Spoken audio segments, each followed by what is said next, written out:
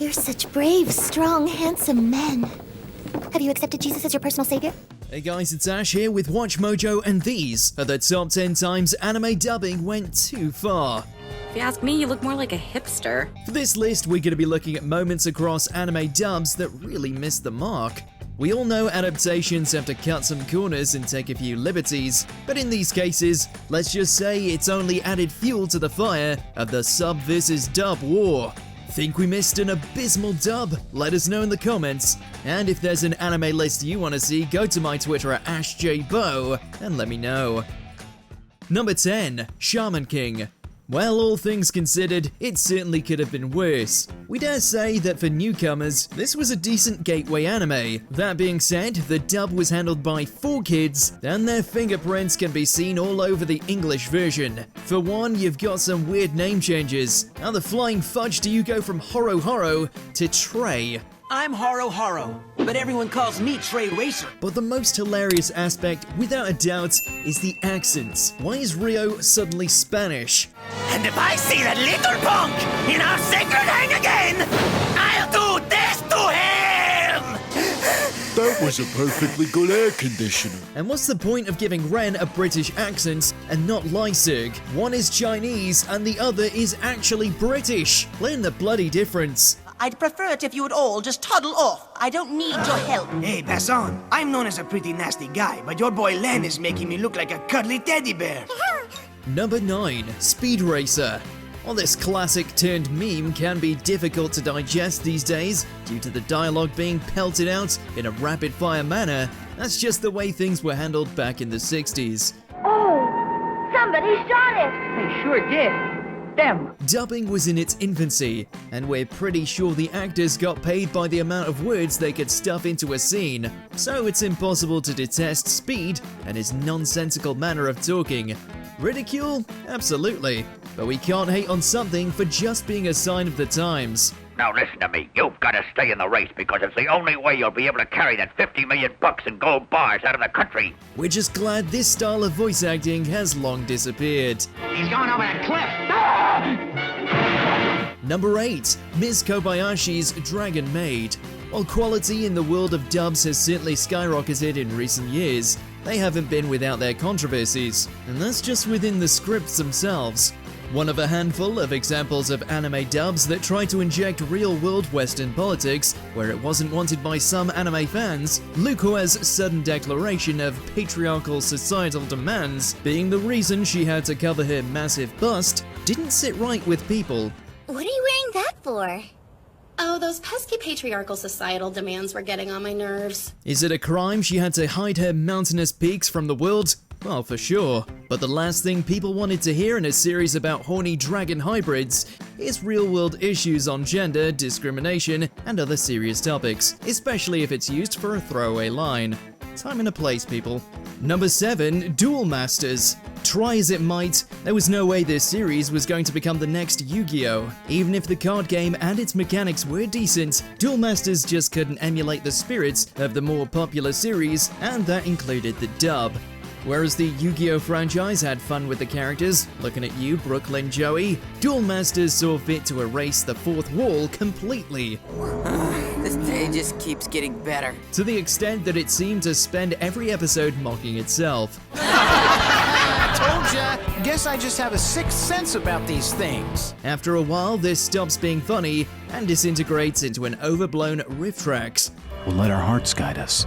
Number 6. Devilman OVAs. Akira's tale of tragedy and bloodshed as the demonic hybrid Devilman has had multiple incarnations over the years, and we have no doubt will once again find itself another reimagining in the near future. Lord Satan, I beseech you! That being said, there will never be a set of dubs as hysterically terrible as its OVAs. You could easily hurt someone. That's the idea. It's not hentai level of dubbing, but it's clear that there was little to no direction given here, which makes the random bursts of cursing and clunky dialogue all the sweeter. Is it okay for me to wear my shoes in here? I don't give a shit. Number 5. My First Girlfriend is a Gal. The late 2010s were obviously a time where certain dubbing companies decided they could get a little edgier with their adaptations, and perhaps mix some real-world content that had no place being implemented. Case in point, ecchi anime and, quote, millennial SJWs. Book day's been cancelled, you guys. Another win for you SJW millennials. Sure, the whole thing is meant as a gag to showcase how despicable the character in question is, but it still feels out of place. It's a wholly Western hot topic, one you don't normally associate with the likes of gyaru culture. Plus, most of the freaks who come in here hate women, so seeing girls degraded gives them boners and makes them happy. Number 4. Warriors of the Wind. This thing's very existence is viewed as a crime, taking Studio Ghibli's Nazca of the Valley of the Wind and butchering it with edits. The end result was a film that removed so many vital character moments, along with its pro-environmental message, that it was practically a shell of its former self. The forces of evil are everywhere. Warring nations close in from the south. Creatures of the dead world come haunting from the north. And the only hope for the future will be a small band of warriors. Warriors of the Wind. I mean, why would you ever get rid of the toxic jungle scenes? At least Disney was happy to pick up the slack and ensure that all of Ghibli's future works remained untouched going forward.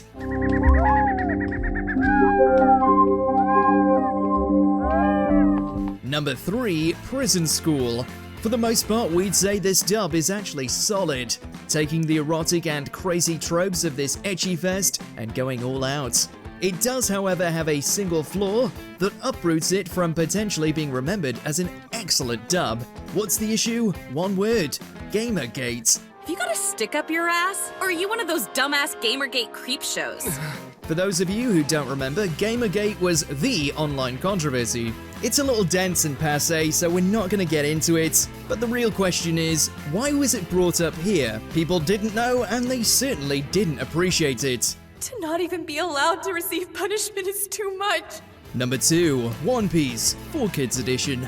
Overall, we'd say Funimation did a great job of taking the reins of the One Piece franchise and providing a dub that took the legacy of the source material to heart and treated it respectfully.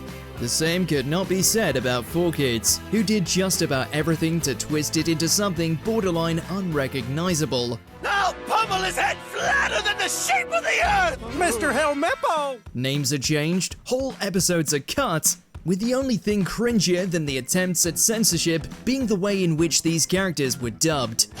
It's poison suction! Run! What the hell was going on with Sanji's voice? Barbecue rib buster! Shish kebab neck smash! Before we continue, be sure to subscribe to our channel and ring the bell to get notified about our latest videos. You have the option to be notified for occasional videos or all of them. If you're on your phone, make sure to go into your settings and switch on notifications. Number 1. Dragon Ball Z Big Green Dub. Was there any doubt? Whatever AB Group may have intended when dubbing over the likes of DBZ's various movies, the result was utter chaos. Names are consistently butchered, including the infamous Big Green debacle. It's Big Green! Let that child alone. Along with general mistranslations that don't make any sense in any language whatsoever. We should be able to explode the roots. Yeah, you're right! While we get a kick out of these in hindsight, pour one out for my younger self who got these DVDs for Christmas. I'll never forgive you, AB Group. Yeah! Do you agree with our picks? Check out this other recent clip from WatchMojo and be sure to subscribe and ring the bell to be notified about our latest videos.